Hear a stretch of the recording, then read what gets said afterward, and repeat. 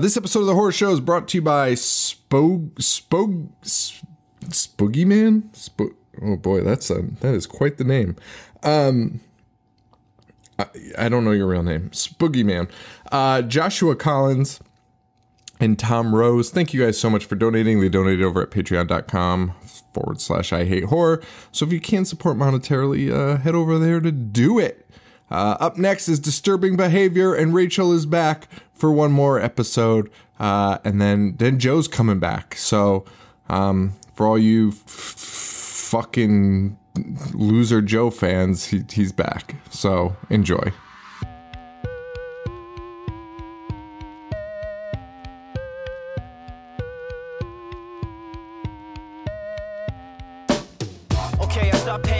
In class, I was thinking about the adventures of Ash, about the misfortune of sitting kids at Crystal Lake. Became addicted straight away with the initial tape. God bless Betamax. VHS, holy like Amanda Kruger. I was introduced to genre flicks by Toby Hooper. I started craving more just like Larry the Looter. I collected VHS without commentary or bloopers. Store computers, magazines, a bunch of stores. Spent my money on movies and begged my mom for more. I'd watch the boys kill those astro bastards 5 times a day or even more. I loved the gore. Lionel and Paquita combined their lonely hearts. I was hellbound, Cenobites tore my soul apart. I've seen them all, from Dracula to Vertigo. Listen up, welcome to The Horror Show with Sean and Joe. Hello everybody and welcome to The Horror Show. Show that dissects, mutilates, dismembers, and butchers all of your favorite and not so favorite horror movies and other horror related events. I'm Sean. I'm Rachel. Hello Rachel. Hi Sean. How are you? Oh shit, you know what? What? Okay, we need to do one. Be here next time. I know. I'm so sad. I am too. So everyone, this is Rachel's. I'm all distracted. We just did like a clap thing for 5 minutes, and now we're doing whatever. So Rachel, this is your last episode. We think, at least for now. Yeah. So, but I think you'll be a fill-in when. What were you gonna say? I was just going to say, for everyone who's like, Jesus, this bitch, I'll be gone next week. And for every... I've had a lot of fun. No one really said it. Okay. No one really said that. I mean, I'm really happy. Like I said last week, I'm really grateful that you let me fill in for Joe. I'm a fan of the show before. I mean, like, first and foremost, I'm a fan of the show. So I was very nervous about fucking everything up. And I'm honored that you had me fill in for him. Oh, well, thank you so much. It's very sweet of you. You're a darling. You're a darling. Thanks. And thank you for coming on and watching these movies and TV shows, because tonight might have been the epitome of like what Joe and I have to go through. Like, it was awful. We've had it pretty easy. You and I, yeah. Maximum Overdrive was great. Hatchet, watchable. Right. Are You Afraid of the Darks? You know, those are cool. Disturbing Behavior, 1998. Not so fucking cool. Not at all. This is up there for one of the worst movies we've ever done, in my opinion. This is one of the least fun things I've ever watched in my life. And I cannot believe people made this. I honestly felt myself like aging as I was watching this. It was so slow. There was no tension. Nothing happened. It was insane. And the plot points that they like, so this is like a sci-fi horror movie, I guess. That's what it's described as. The sci-fi element. Well, first of all, nothing's actually explained. Right? It didn't. As soon as the opening credits happened, I was like, oh, this is going to try and be a sci-fi movie, because like the music and like the title sequence, it was like very sci-fi-ish. It just was. You know, go on. It was just no. I was just gonna say, The Faculty came out the same year. Right. It had shades of The Faculty. Like, it wanted to jump on The Faculty bandwagon. but it was made the same year, so I can't imagine. I mean, well, so like you're out there, you kind of know. Like it's weird. Like there must be something going around that it's like, oh, they're gonna put out a teen sci-fi movie, right? Right. So then it's like they must all just kind of do it at the same time to like battle, I guess. Right? Thinking that might be the next wave of shit or whatever, but this does not even touch it. And they tried. This is a very clear attempt at trying. I mean, they had all the like big teen stars. I mean, like at least they tried it. They tried, like they had Katie Holmes, who was like fresh off of what's it called? Dawson's Creek. Like Dawson's Creek was huge in 1998, and they had her. James Marsden, who I don't know what he was doing then, but this was like when he was first breaking out, and he is so handsome. I can't he's so handsome. It's stupid. I love him on Westworld. He is. Oh, he's great in Westworld. He's amazing. He's amazing. I love that. Nick Stahl is a character actor. He's in this also. And Ethan Embry, who has the weirdest, smallest role I've ever seen in my life. Ethan Embry, who's, by the way, one of like my favorite actors of my youth, who I kept waiting for him to come back in the movie. Like, when is Ethan going to come back? He has to be like some pivotal part in this film. Because by 1998, he's a pretty big fucking star. Yeah. Like, he does not have one line in this movie. It is flashes of his face from like an old VHS tape. That's it. From an old VHS tape and we only see it when James Marsden's dreaming about the VHS. Right. I don't think Ethan Embry was even on set. I think this must have been like a called in favor, and they were like, hey, do you have a home video camera at home that you can film these scenes for? It was so pointless and so unnecessary. They did not like that. What a waste of money on their part. What a stupid waste of money. They did not need any flashbacks of the brother at all. Because all it did was take you out of the movie and say, when's Ethan Embry coming back? The brother storyline was so weird, and they'll like talk about it in scenes, and it means nothing though. There's no there's no like theme or anything about brother. It's so bizarre. It was so pointless. Yeah. And it's written by Scott Rosenberg.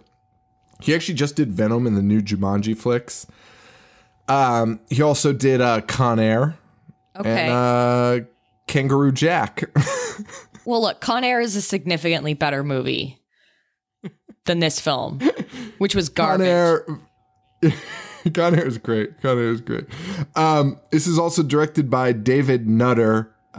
He's done a ton of shit too, like a ton of stuff, tons of pilots. Like he's like the pilot master, and I think directing a pilot might be like, after reading like his little biography and all the pilots he's done, there's got to be an art to selling a show on that first episode, right? So they must just go to this guy they're like, please make us something people will pay for. Exactly. So it's pretty interesting. David Nutter, that's his name. He also did a lot of Game of Thrones stuff, so he's pretty famous now. I'm honestly shocked hearing this because this movie was so boring. Well, the least compelling.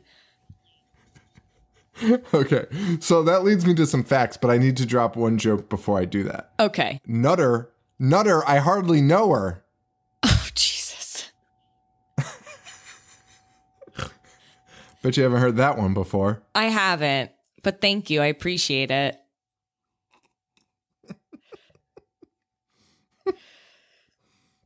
All right, well. So speaking of nuttering, are we going to talk about the fluids? We're going to talk about the fluids, but I want to talk to you about the director because, like you said, you were like, that's shocking. It appears, now I don't know whose side I'm going to take on this. David Nutter edited his cut of this film. MGM took the film away and he claims like butchered it to a point of making no sense whatsoever. I would argue I don't see any lost footage that could make this a better movie. No. Do you think there's footage? There are many cutscenes, it says. Many cutscenes. Okay, so you sent me a copy of the movie, right? Yes. I am theater version. That was the theater version. I'm so lazy that I forgot that you sent me that, and I rented it on Amazon. And so I wonder if I got the version without, like, with some of the scenes intact, because I was looking to see on Reddit if people liked the movie or were just like really nostalgic for it. And somebody was like, oh, you got to watch the version without the cuts because there's this great moment in the cafeteria where Nick Stahl is going around explaining all the clicks. And I was like, honestly, like, I could not believe that is what they were saying, like, made them. Because that was sucks, and it's in the theater. It's in the theatrical cut. It's in the theater. Okay, because that is so inconsequential, and I actually wrote a note about that scene because it was like no film writer like should put that in their movie because that is the most cliche, overused fucking trope in any high school movie is going around the cafeteria and explaining the clicks, which I'm sorry, don't really exist like that in high school. Like they are not like that. It's so fake. Absolutely.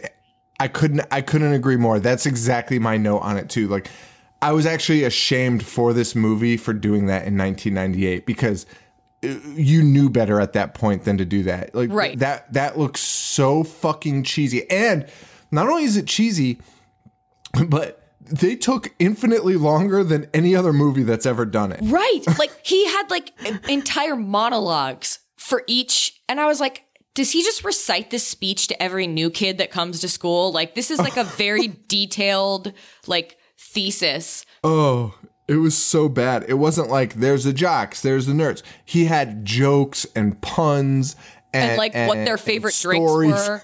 Yeah, it was so absurd and over the top and took way too long. And I was like, are we going to get through this? And then he only ended up describing, like, 3 clicks because he spent so long like breaking them down in these dumb ways that were trying to be clever. Oh my God, made me so angry. Okay, well, I guess we don't need to talk about that when we get to it in the. I love that person was like, yeah, you got to see this scene.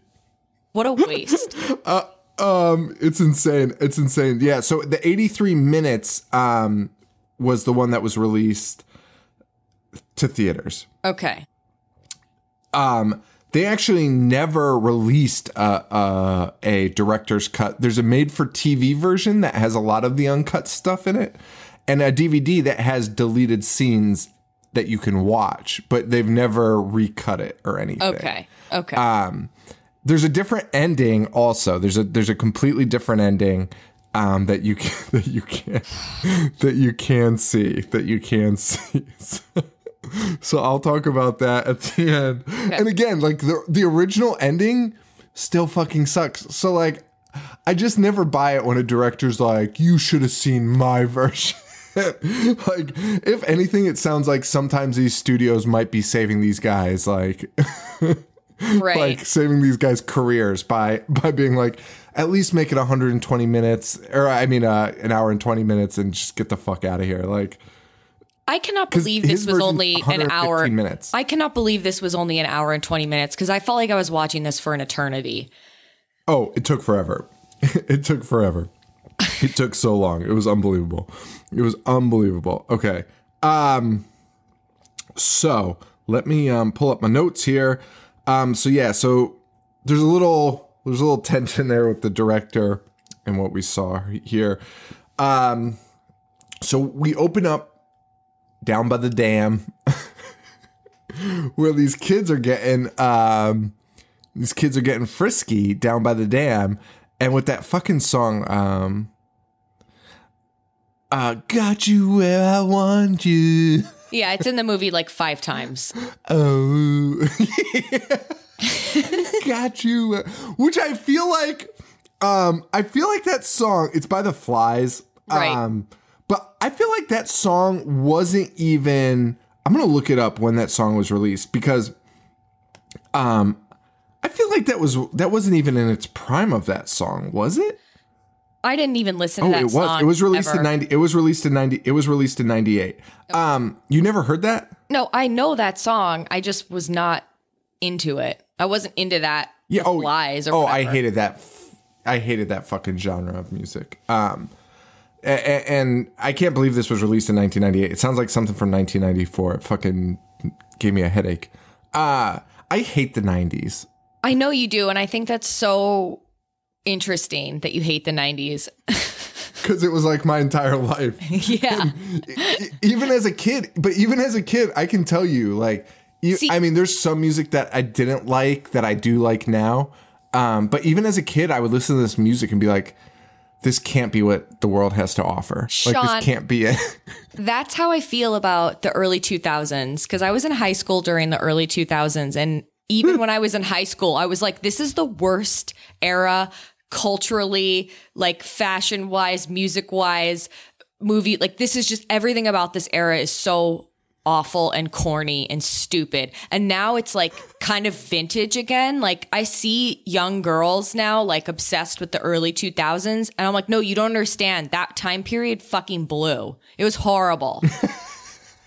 Like, you know what's crazy is like the Goofy movie and shit is like becoming popular again. I know. Okay, I was not into the Goofy movie when it came out. Like, whatever, it's like fine. But like, people who are like so obsessed with a Goofy movie is so funny to me.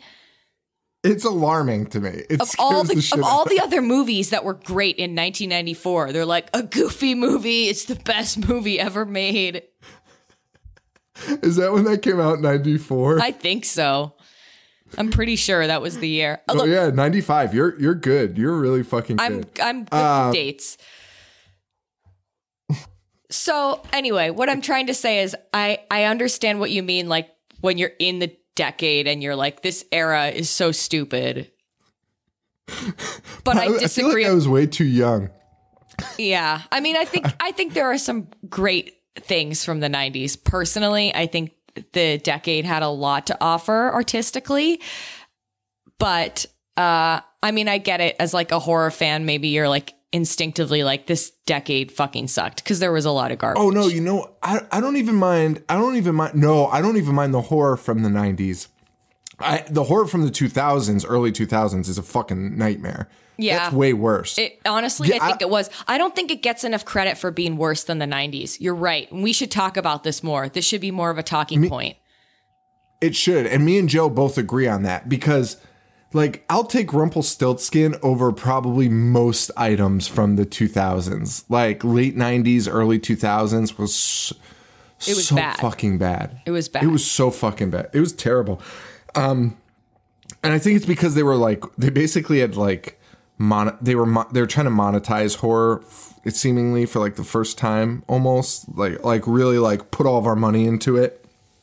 Yeah. Like it's cheap and easy to make, and we can make that. And then they just put out this fucking dog shit stuff. Fucking Ghost Ship is on Netflix, by the way. I will not watch that movie just because I heard your review of it and it sounded so bad. It's not as bad as this, though. All right, so I'm going to stop getting sidetracked. You are so fun to talk to. It's easy to get sidetracked. I know. And like me and Joe, we talk all week. Like we text and stuff. And I don't text you all week, so it's like nice to catch up with you and just bullshit. Like me and Joe complain all week about stuff, but we should we'll complain about all week this week. Okay. That sounds good. So, it's these two kids. They're about to have sex, and the guy doesn't want to have sex. He's like, I need my fluids before the big game. And then she's like, oh, and she's got a tattoo on her ankle. And he's like, why would you do that? It's self-mutilation. And now he's already denied sex with her and for the worst excuse of all time. And then he's made fun of her tattoo. Then he made fun of her tattoo. And she's like, let me unhinge my jaw and suck your dick. First of all, self-mutilate this fluid boy. First of all, if a guy complained or mentioned his fluids around me, I'd be like, you need to take me home right now. I agree. But then if he followed it up by making fun of something on me, I'd be like, take me the fuck home immediately right now, you asshole. But she's like, you might have been able to recover. Right. It's so crazy. Yeah, it's really weird. Like the fluid, fluid. And he claims he needs his fluid for the big game. Right. And I would immediately be like, what the fuck is wrong with this guy? Well, then we see another kid. His name is Gavin, we'll learn. And he's got, I have a joke here. So sometimes I write jokes, they crack me up. And then sometimes I don't want to say them without me prefacing. That you wrote it as a joke? What did you say, Sean? Because like I don't really like the joke, but I do want to just tell you about it because it made me laugh. So I wrote some kid because he's got this dog and he's like, nice find. He's like, and the dog starts barking at the two people in the car, and he's like, nice find, like as if the dog like was looking for like for people having sniffed out sex, and I called it a nut sniffing dog. And I laughed so hard when I wrote that. I was like, I don't really want to just say that in the show because it just sounds creepy. But like a nut sniffing dog, he's just like looking for that nut. It's like a truffle pig. He's like cum truffles. He's like this kid. I'm sorry. This guy, Nick Stahl's character in this movie, I have so many issues with him, and we'll get to it later in the cafeteria scene. Beyond just him explaining the cafeteria, like this guy. Okay, all right, let's continue. Who's the best actor in this movie, do you think? Oh God, everyone was pretty bad. I would argue that the stars of this movie aren't very good. I mean, like the acting's awful. I guess William Sadler was like the most entertaining in the movie.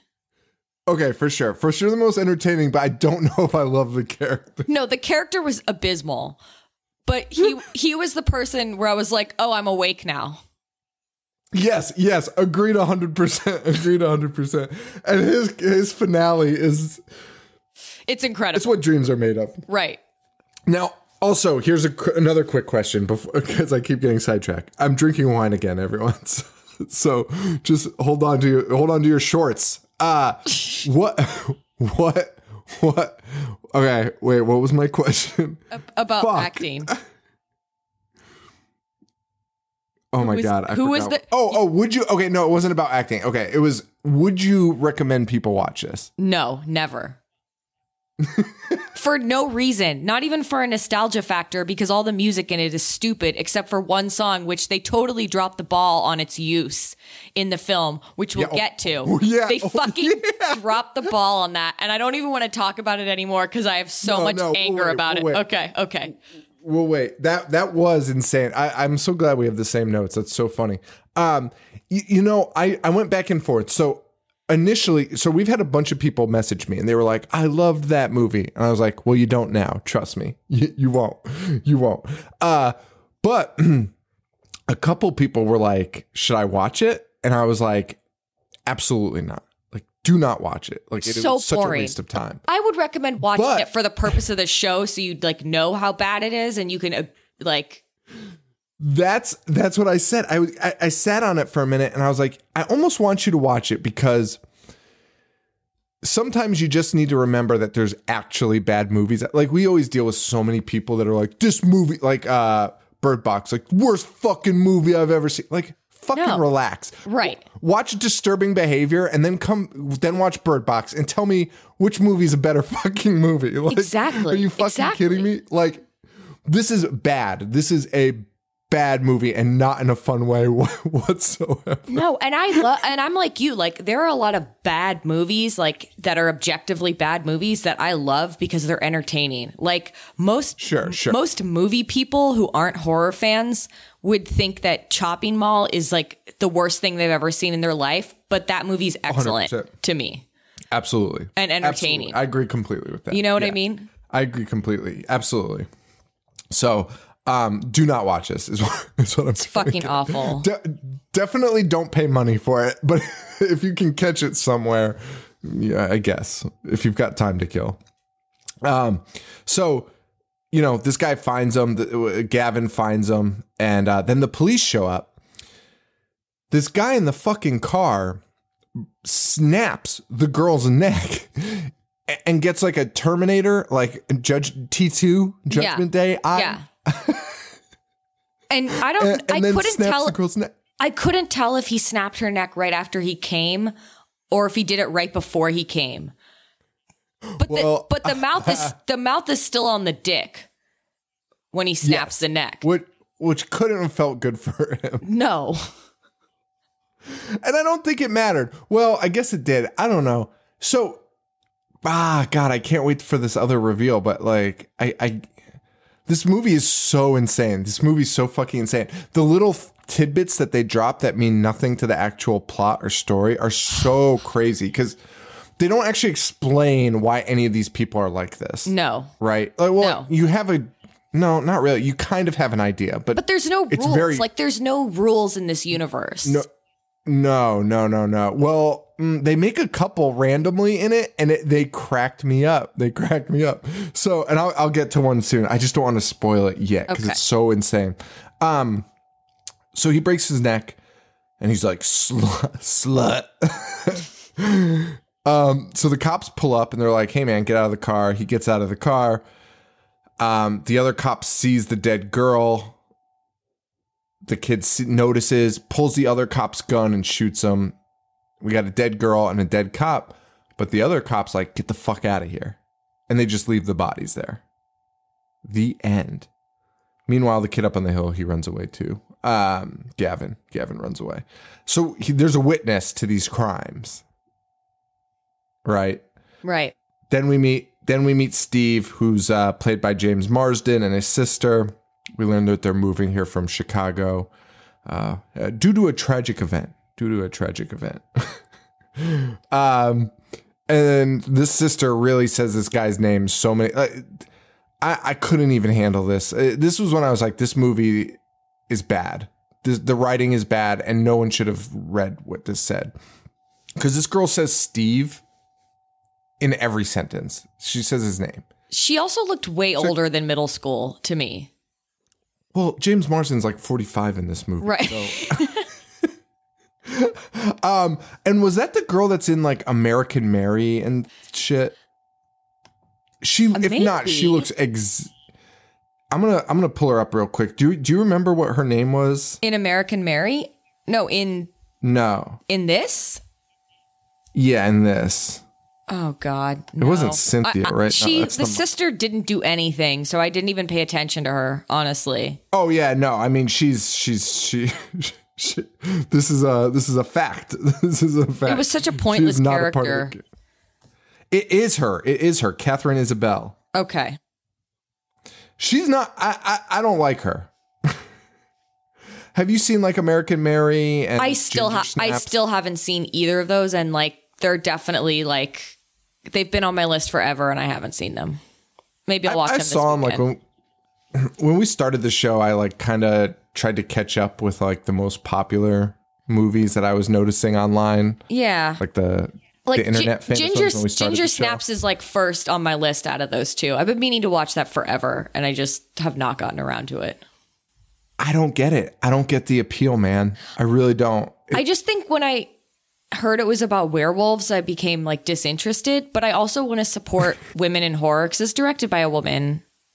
Sure. And I mean, the two leads are women. It's very female empowered, which like, oh no, it's directed by a man. Oh, is American Mary? That's directed by a woman.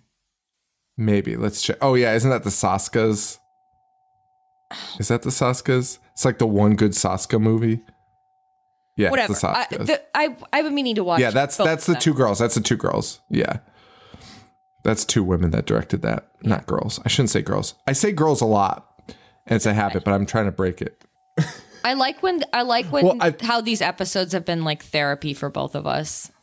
They've been a little therapeutic. Maybe we'll talk about candles again at the end.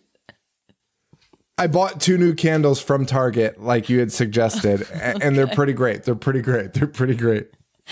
I do love them both. I love them both. But anyway, let's get back to this fucking movie because we are still not past the opening scene. So we meet James Marsden, his sister. They're here. James Marsden is having nightmares of Ethan Embry's home videos. And we'll learn that this is his dead brother. And it plays no role in this film whatsoever. And they hype it up like it's going to be like the linchpin. Oh, yeah. Of like the answer to all of this stuff. Why even show those fucking clips of him? Why? It was so stupid. I'm so mad about it. It was so bizarre. It was so fucking bizarre. Why? It's so fucking bizarre. And like, it's only mentioned in the sense that like, oh, you came to this town and you were depressed, which you could have done without that. I mean, like every 17-year-old is depressed. They could have just been like, especially if you move them. Right. His senior year of high school, what a dick move. Of course he's upset. That honestly makes no fucking sense. That makes no fucking sense. Your brother dies and you're like, you know what would be good for this kid? Uprooting him. Right. And moving him across the country. These parents are awful, and we'll see how they're awful in a scene towards the end as well. Actually, everyone in this movie is pretty awful. Right. Because we cut to the school. Right. And they're in a language arts class. This classroom. Incredible. Yeah. And the teacher is like, they pulled this teacher out of like Grease 2. Not even Grease 1. Grease 2. I don't know what they thought when they were like casting this role or writing this role, but this is like so beyond parody of like your nerdy teacher. Oh, it's insane. And the rude teacher, because James Marsden's in there and they know he's a new guy, and they're reciting Charles Dickens for some reason. Which, by the way, what kind of class did that? In my high school class, we could barely, like, there were kids in my class that could barely fucking read the basic shit that we were reading out loud. Like reciting Charles Dickens. It was so bizarre, this whole scene. And he does the classic, like, teacher in the high school movie where he, like, picks on the new kid, where he picks on James Marsden, and he's like, Steve, why don't you tell us what you think? Yeah, and he's like, do they even read Dickens in Chicago? Which is just like one of the rudest things I've ever heard. Right. Well, that is until Dickie shows up, and Dickie's a grease monkey. He's a car guy, and you know that because he wears a Pennzoil hat. And he has big sideburns. He's got big old sideburns, and he's not happy. He doesn't like the teacher. He doesn't like this doofus Waylon, who's kind of like the preppy guy, and he's rubbing everyone the wrong way. And man, fights break out in this school like nobody's business. Dude. No one even no one even makes a big deal about it when they break out. Like, people's noses are bloody, and everyone's just like, you guys. Yeah, it's not even like a boys. It's like, all right. They just kind of let them fight it out. It's so wild. So in school, James Marsden's sitting there, and he goes to lunch, and he meets Gavin and this other goth kid who goes by the name UV, which straight up my favorite like teen movie nickname ever, just because this kid is, I've never seen anyone more pale. I mean, he's an albino, right? His hair's white. Yeah, I think they keep alluding that he's albino. Yeah, I mean, he's definitely pale as fuck, so that's why they give him the name UV, right? Which is fucking hilarious. That's so fucking good. Although he does look like Powder. He looks just like Powder, but with a wig. Creeps me out. Totally. Oh my God, powder. Towns and put on a wig. Look, I loved Powder. And then I remembered, and then I found out about Victor Salva, and I was fucking devastated when I found that out. Did you? You want to know something? What? You want to know something weird? My dad, I remember when Powder came out, and like as a kid, for some reason, I was fascinated by it. Like, It really bugged me out. I did not like the way he looked. Like, it really freaked me the fuck out. And I did not want to see it, but I was really intrigued by it. Yeah. And I remember then my dad being like, yeah, he's a child molester. But I thought he was talking about the actor. Oh, no. So like for years, I would just tell people like Powder molested kids. Wait, so you were like slandering Sean Patrick Flannery, who plays Powder? Yes. Which is so funny because like straight up though, if you look at Powder, like I think that's what bugged me out about the movie was he's so alarming looking in that movie. He's so creepy. I mean, and like it's also because he wears like a black trench coat with like no shirt on in the movie. It was also the weird like Michael Jackson thing. I think. Yeah, he had like a fedora and like bleached skin, and like I was just like, man, I think that this guy definitely diddles kids. And then like my dad confirmed it, and I was like, this fucking guy. I knew it. You shouldn't be trusted. But I don't know why I thought Powder was a real person. Not to plug my show in the middle of your show, but we did an episode about Victor Salva, just FYI. Did you really? Yeah. What was your ultimate conclusion? That he sucks. That he's a fucking pedophile. Duh. We just talked about his crimes, and we talked about how much he sucks, and I probably talked about how I liked Powder when it came out. I don't remember what we said in it, but piece of shit. Yeah, he's fucking awful. Piece of shit. And honestly, anyone that defended the fucking making of Jeepers Creepers 3 as if it was worth it, as if it was fucking worth it, should be fucking shot in the head. They should be fucking killed. 100%. Okay, so what? I was just gonna get back. Yeah, we got to talk about UV, who might have been my favorite character in the movie. Now that I think about it, I don't know why. But I feel like UV was solid, and that. Oh, sorry, you go. Yeah, I think he was the best actor. Now that I think about it, and I think that his acting wasn't great. I just mean like he was the person because I was thinking when he was like going around the cafeteria, like I was really angry, but I was like, well, like Gavin and UV and Katie Holmes's character, like those were the people I hung out with in high school. But they weren't. Right. But personality-wise, if fucking Gavin sat down next to me and started talking the way he was talking to James Marsden, I would have been like, please get the fuck away from me. I don't know. Please just let me eat my lunch in peace. I agree. I fucking agree. Yeah, that was UV has some lines at the end that I was like, oh shit, UV's carrying this movie, I think. He did. I think he did. He was a good part of the movie. Yeah, man. It was solid. Also, just for people to know, for some reason, me and Rachel are like not in sync audio wise. So, I'm probably not going to edit it. So if you hear us like talking over each other, fucking deal with it. Oh jeez. But it's fine, right? It's fine. Yeah, it's just gonna happen. I don't know why it's happening this time, but whatever, deal with it. It's cool. You're still getting all the meat and potatoes here. But just in case somebody's like, I always do that just in case for the one person that's like So this is where they do the spiel about everyone, all the clicks and stuff, and it's so bad, and it's so corny, and it's just fucking terrible. And we also get a weird scene about Marsden's dead brother and the family dinner, and I think this is revealed. This is the reveal of the dead brother, and that Ethan Embry's the dead brother. But I don't know what this scene's about. And I think that the family might still be setting a plate for the dead brother. Wait, are you serious?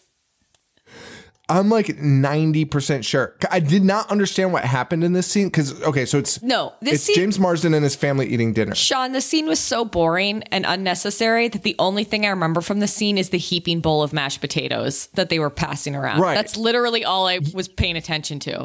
Well, that's all that happened because the only other thing is Marsden gets into it with his dad and his dad's like, give me the plate. And he's like...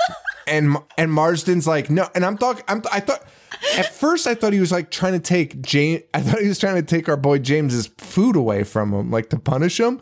But I think he wanted to fix the dead kid's plate. Okay, see, if they had gone with that and made this a character study about this guy's weird family or grieving family, because a lot of horror movies are actually about grief. That they could have rolled with that because that is really chilling if you think about it. Like It's the fucking creepiest thing I've ever heard in my life. We're gonna make a plate of food for your dead brother and sit it down, and everyone's gonna eat silently while this plate of food sits there and congeals. That would have been interesting. Especially with the fact that they were like, we have to move him out of this city so he doesn't have to think about his brother. And then they're like, we have to set a plate for your brother, you fucking piece of shit. So please pass his plate. But then he mentions his brother during the dinner scene. And like the girl, his sister has like a friend over and they're like doing a spelling quiz with each other at the table. So she has like this little friend over that she's been studying with. This is so weird. And then he's like, oh, we can talk about her dead grandpa, but we can't talk about my dead brother.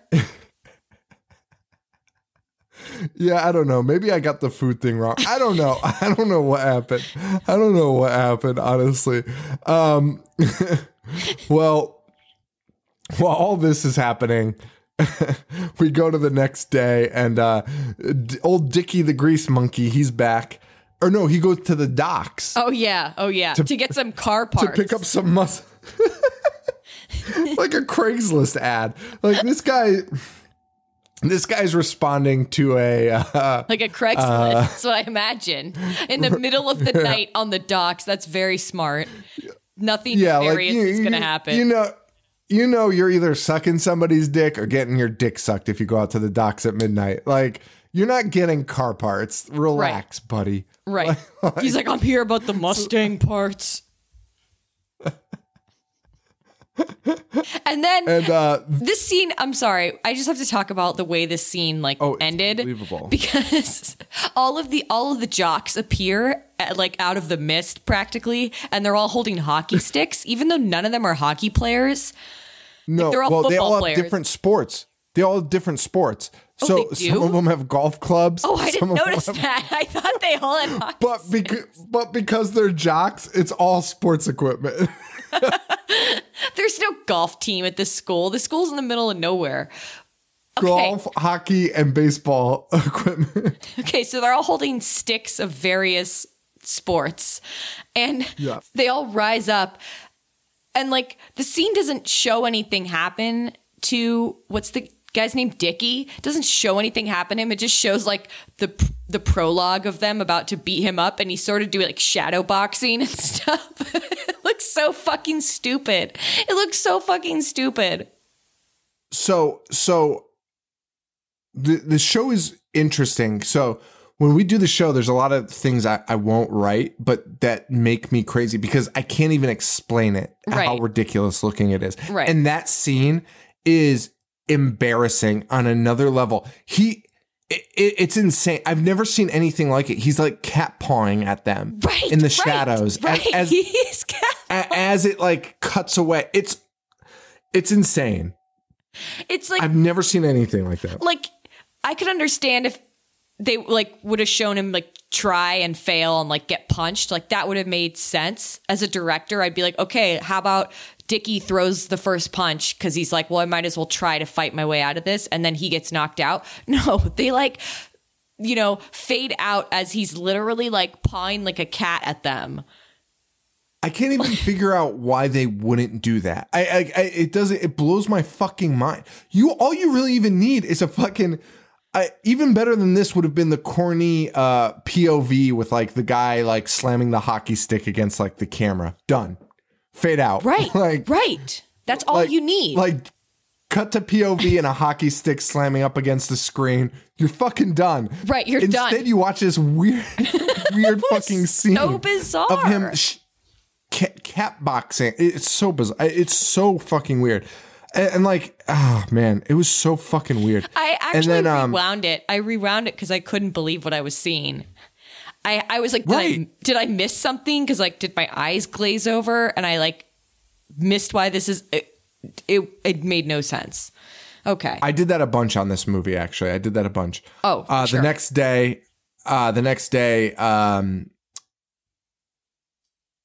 James Marsden's approached by the school doctor for some reason, and the school faculty is pushing him to join the Blue Ribboners, and they're described as they do a lot of sports and studying, which sounds like a fucking nightmare to me. Sounds awful. And then we get another Embry video, and that's the last we'll see of him.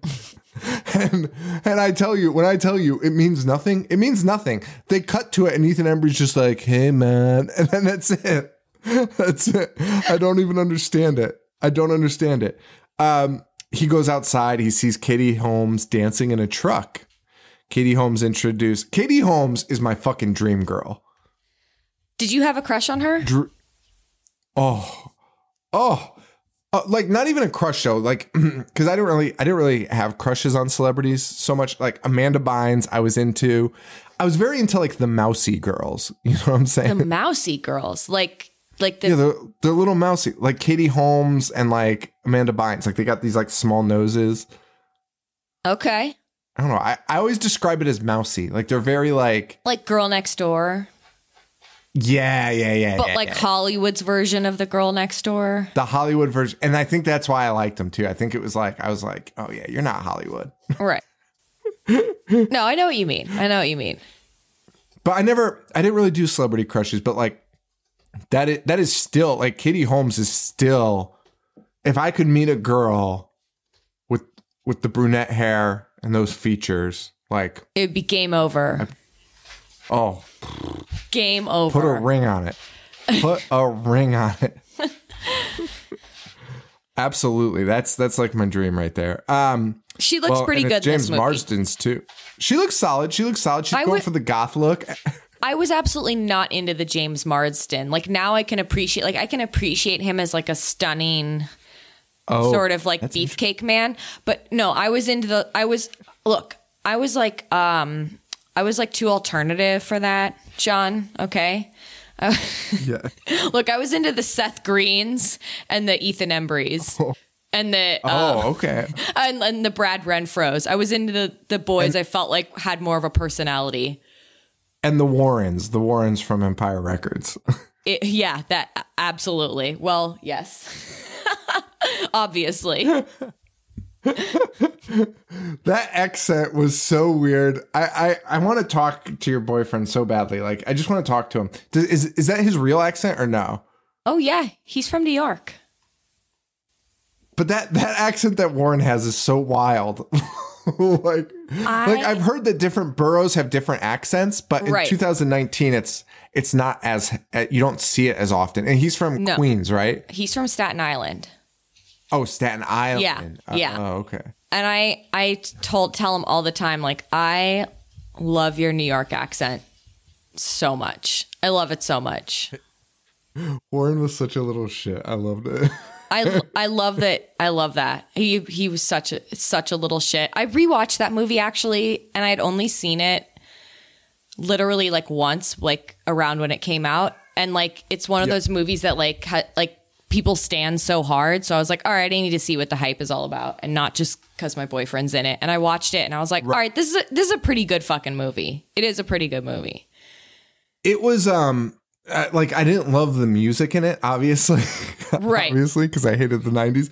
But that movie was pretty defining for me as a kid. Like, Ethan Embry's character and the guy in all black, whoever that was. I don't know who that was. Those were like defining moments for me, those two characters. Like, I want to be those guys so bad. Everyone is like, all the characters in that movie are very cool. You definitely want to hang out with them. Yeah, absolutely. Well, you know who I don't want to hang out with? The Blue Ribbon crew. Yeah, they suck. We hate them. Yeah, and immediately James Marsden he doesn't want anything to do with him, and he likes hanging out with Katie Holmes and the Weirdos. Right. They go to their pickup truck. They love hanging out in a pickup truck too, which is kind of weird, but whatever, we'll go with it. And now this is the start of a finally something happens. Kind of. Katie Holmes, they decide to go to they're like, want to go downtown? And they're like, yeah, man. Downtown just means sitting in the parking lot of the grocery store. Of the grocery store. and they're like, let's get some booze. But they stop trying after like 2 tries. And it's like, why aren't you using Katie Holmes to shoulder tap? Why are you having fucking UV and Nick Stahl do it? Who, if one of those, or wait, is UV even there? I don't even think so. But whatever. Why are you having Nick Stahl ask people for booze? Like, if that kid came up to you and was like, hey, will you buy me a beer? You'd be like, get off of me. And he's trying to do it so earnestly. Like, he's like, hey, man, I forgot my ID, but I got the cash. It's like, dude, you look like you're 13. You're the only person that looks the right age in this movie. And a jock comes up to Katie Holmes. And flirts with him. And flirts with her. And he starts getting Terminator eyes, and she blows him off, whatever. So he goes inside, and he starts getting Terminator eyes. Now, I wrote this as a joke, but it ended up being the truth. So he's looking at her butt, and he's getting Terminator eyes. The premise, one of the premises of this movie that they do never, ever, ever, ever elaborate on, besides just mentioning that it happens, is that these people in the Blue Ribbon Club, the Blue Ribboners, they go into a psychotic rage when they get a boner. Right, but they need to fucking elaborate more on that. Of course they do. It makes no sense. Because I feel like they go into psychotic rages even when they don't have a boner. But if you think about it, well, sure, yeah. Don't they? Or is that actually true? Because like it always. No, if a fight starts, they do for sure. Yeah, but the fight started, or I guess Dickie started the fight in the class. But they also fight with the boys too. Like they also randomly fight with the other boy. Like, it's just not clear enough, Sean. It's not clear enough. I mean, regardless, even if all that was sussed out, it still doesn't explain why. Why is it when they get horny they get angry? Also, I have even though like they like beat up people and that's bad and like whatever, like there's no real threat of these guys. No, actually, that's not you're 100% correct. There's nothing that they're doing wrong, really. I mean, they get really aggro. Well, one of them gets a little rapey. Like, they're not good. They're not good guys, but they're not scary or menacing, is what I'm trying to say. Like, they don't have... How many guys really are good guys? Right. I'm like, oh, they seem like a bunch of, like, predatory assholes, like... normal predatory that assholes exist. to me that already exist. Like there's nothing supernatural about it. There's nothing like extra strength about it. It's just like they get really upset when they don't get their dick sucked. And it's like, well, lots of asshole guys are like that. But then even the beginning, it wasn't that he didn't even want his dick sucked. Yeah. So like, how it was like he was trying to avoid it. It made no sense. I'm so upset with this movie, Sean. There was nothing scary about it. This guy that we're talking about actually does get some type of superhuman strength because you can they literally show him picking people up and throwing them across the cafeteria, which would come in handy in the million other fights that we see in the movie, but none of them ever use it. Oh my God. It's so weird. It's so fucking weird. Yeah. So, well, anyway, Gavin reveals that he thinks the evil forces are taking over the jocks. No one wants to believe him. We'll speed this up a little bit because we are definitely running out of time. yeah. The kids end up going to the boiler room, and we meet a guy that I'll refer to as Ratman or Ratface, depending on my mood. And this is what's his name? William Sadler. Yeah. William Sadler, and he he crawls out of the sewer with a dead rat and is like, "What are you pieces of shit doing?" This line delivery was fucking fantastic. Wait. He said, "What are you shitbird?" He said, "What are you shitbirds doing down here?" He called them shitbirds. And he's got a boombox that he's carrying with him, and he claims it plays sounds that scare the rats away. And it's weird because he seems like a normal individual.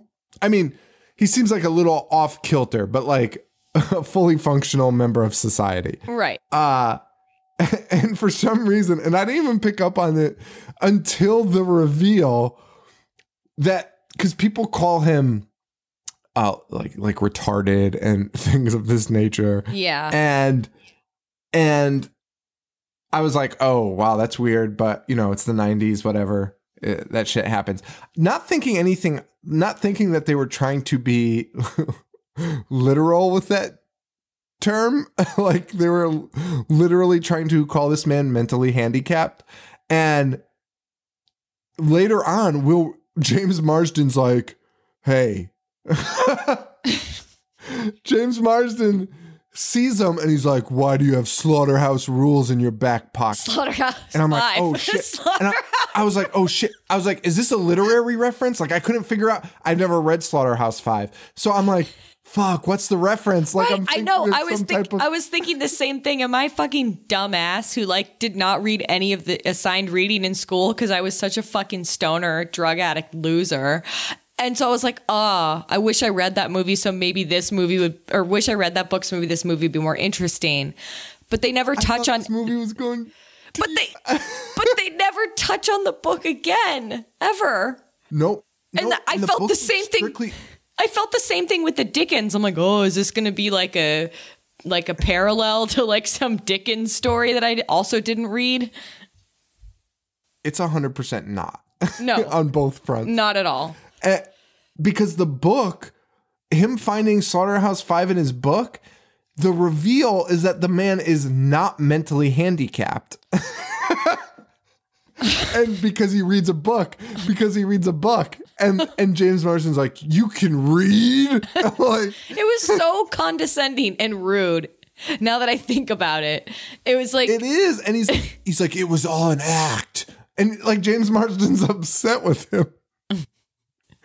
And William Sadler's character is kind of doesn't want to let him know that he's right, but then ultimately is like, come back. And he's like, it's so much better.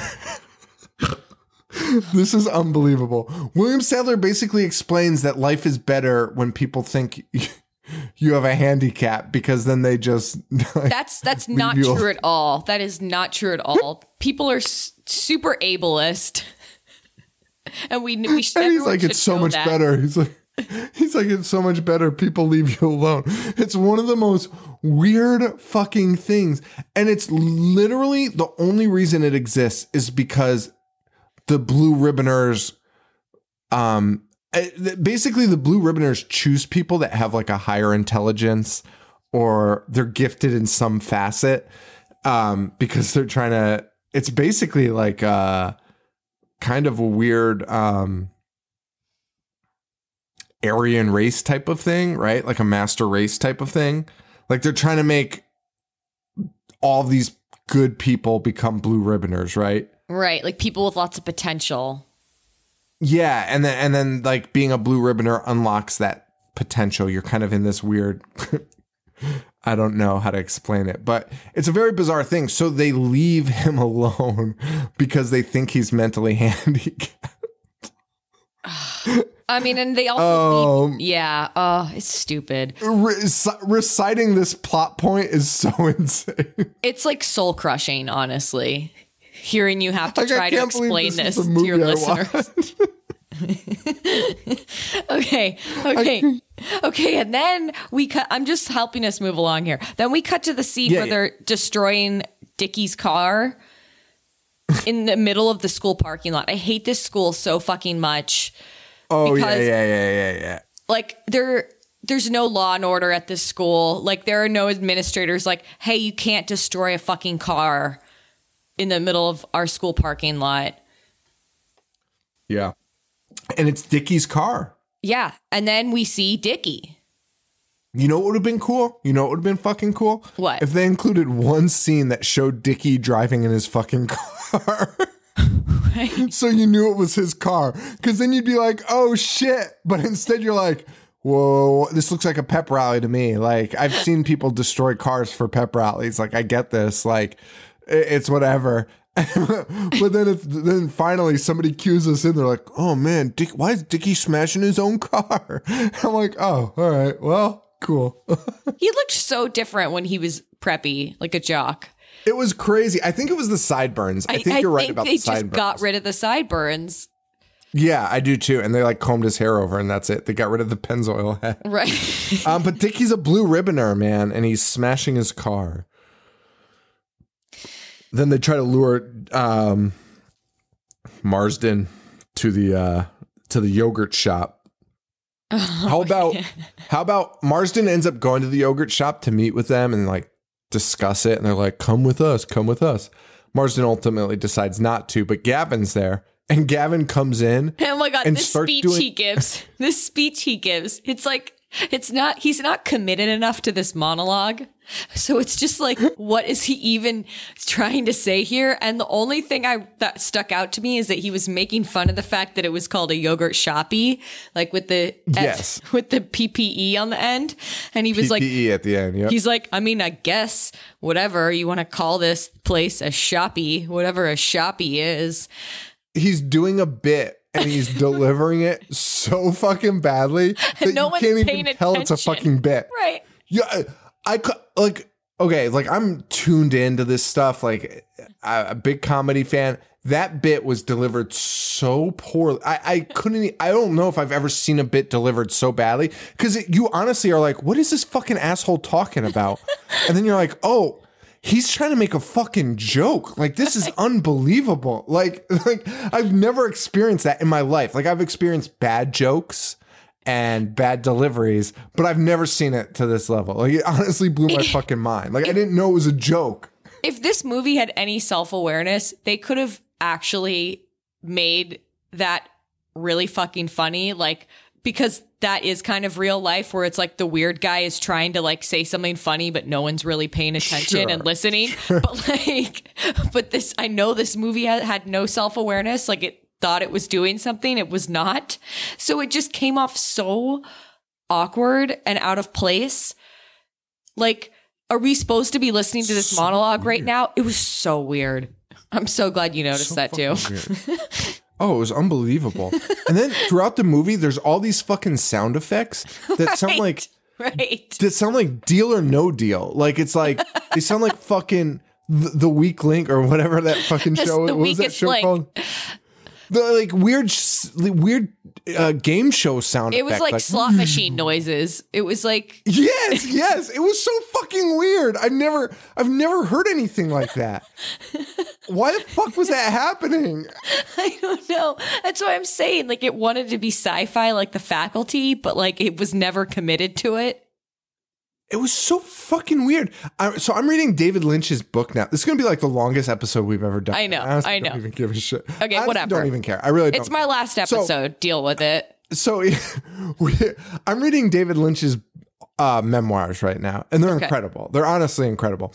And I was never like the biggest Lynch fan. I did his whole filmography last year and became a much bigger fan. Really? And then I started watching behind the scene footage and then became an even bigger fan because he's not an asshole and he's insanely polite and he's very Midwestern and he's got this weird accent and he's just like, he does this bizarre shit and no one in this book, and they interview everyone. So the way it's written, it's actually really cool. They have an autobiographer do half the chapter or like 3/4 of the chapter and actually do all the work.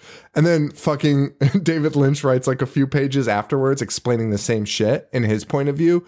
And he's just like all over the place. He's so fucking weird. But it's like a really brilliant way to do it. So you could get like the real story and then weird David Lynch's ideas. But no, and she interviewed everyone, literally everyone that's been in every movie, everything. And everyone's like, he's the nicest guy. It's very weird. That's really good to hear. Yeah. And everyone's like, I wish every director went to the David Lynch School of Directing because it's so nice. It's so pleasant. Like, he just taps into you. He does like 3 takes and is like, I got it. Like, that's so cool. Like they're like, he's super weird. But the point of this all is David Lynch is very much an artist and takes his film work very seriously. Right. And like, I watch this and I want to fucking blow my brains out because like, it's just so fucking bad. Like, there are so many. I was so angry with this movie, I think, because with a premise like this, yeah, it's very derivative. We know it's derivative of like Stepford Wives and 100 other movies, but you could have modernized it for the era with this cast of like teen stars and made it something entertaining and cool and clever. And they fucking blew it. And that's what I think pisses me off so much about this movie is they fucking blew it in so many ways. Yeah. And really, I mean, obviously, for a very long time, movies have just been more about making money than anything else. Yeah. But when you see a movie like this, it actually pisses you off that's the case. Like, no one gives a shit. Like, no one that was a part of this film was like, I want to make high art. I want to make, I just want to make art. Like, it doesn't even need to be high art. I just want to make some art. Like, no one here was doing that. They were like, right. Let's keep the budget low. We'll make the money back and it'll be fine. Like, I mean, Sean and I are the same age. So like we grew up like with all the same kind of like media, and consuming all the same media at the same time. And like this era, obviously I remember it very clear because I was like 12 when this movie came out. Like I was obviously a horror fan. I like wanted to see all the new horror movies. I did not see this movie, but like there are movies like, whatever you say about like the teen genre, there are some really great teen movies that came out in the late 90s. Like, obviously the Scream franchise is great and those transcend the teen genre, I think. But like, I Know What You Did Last Summer was fun and good. I saw that in the theater. Like, I don't know how I got in, but I managed to see that in the theater. The Urban Legends was really good. It's like a lot better than I think people remember. And like there were plenty of other teen horror movies that came out that were interesting and clever. And even if they weren't very good, they were still fun to watch. Yeah, absolutely. This was like, and you're right. Yeah, this was not.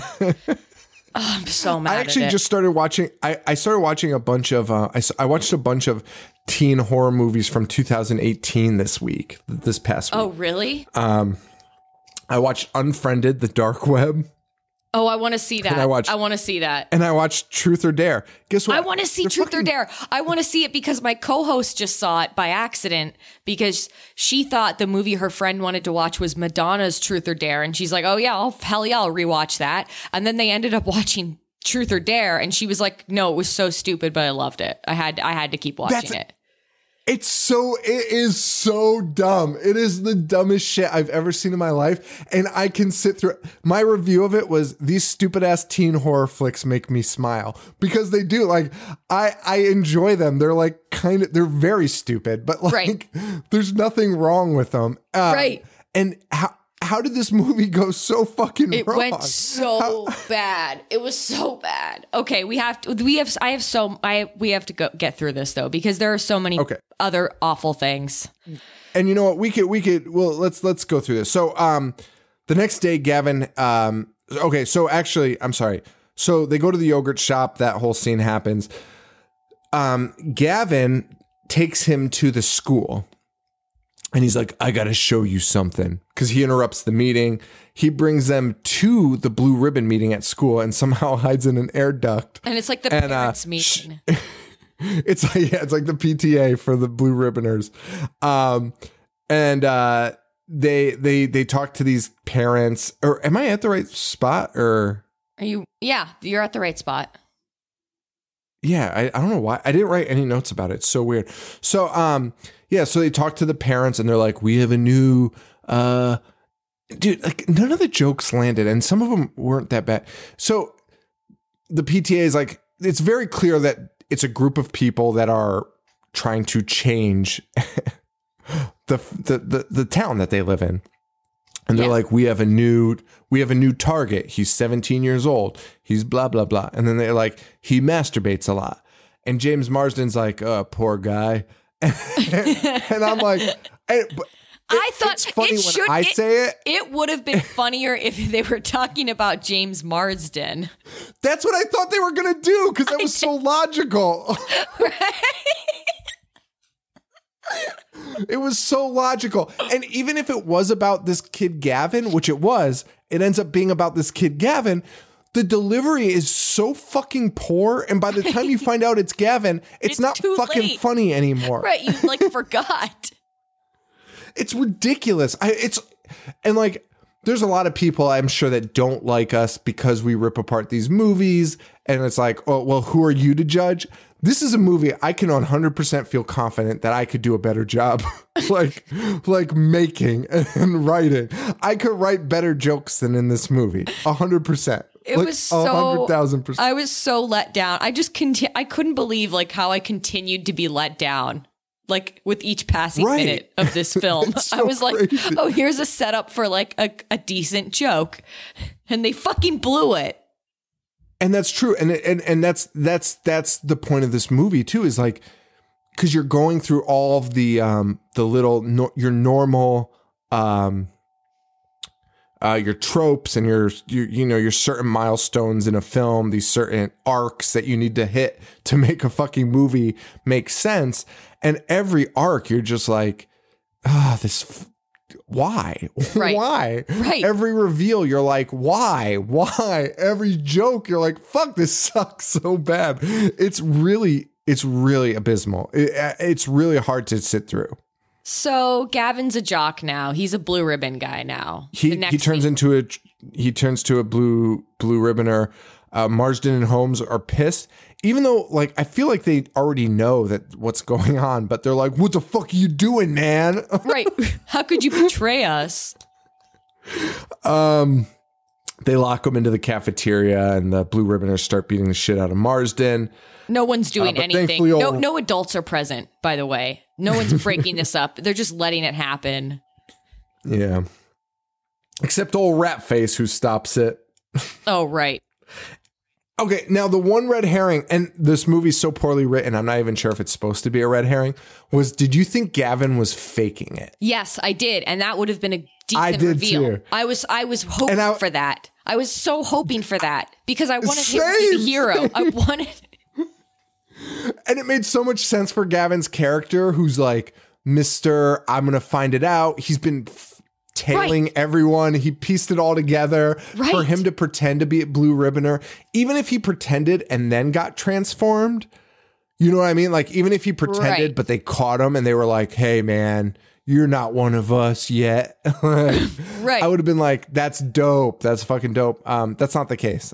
No, I'm so disappointed because I almost wrote that down in my notes. Oh, he's definitely faking it. But then I kept waiting for that reveal that never came, that made so much sense, that would have at least redeemed this movie slightly.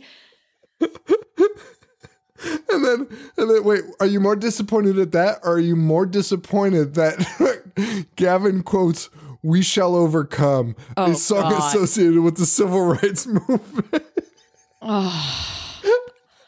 I couldn't believe it. There are two quotes in this movie, that and the wall that happens in the last, at the end of the movie. Wall quote's the best.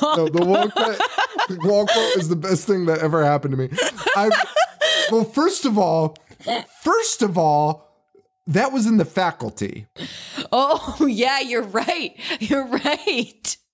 But didn't they play the actual song? Didn't they play the song? Yes.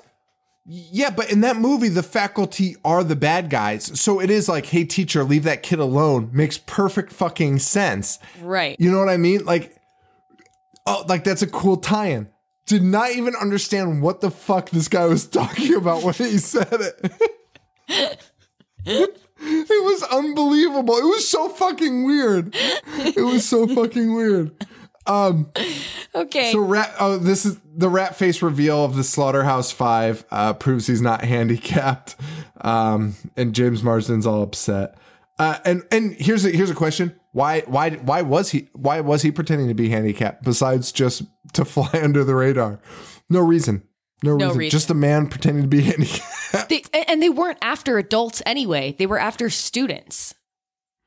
Well, the Blue Ribboners are now tutoring James Marsden's sister, right. And she gets the Terminator eyes because she gets turned on by old Marsden here.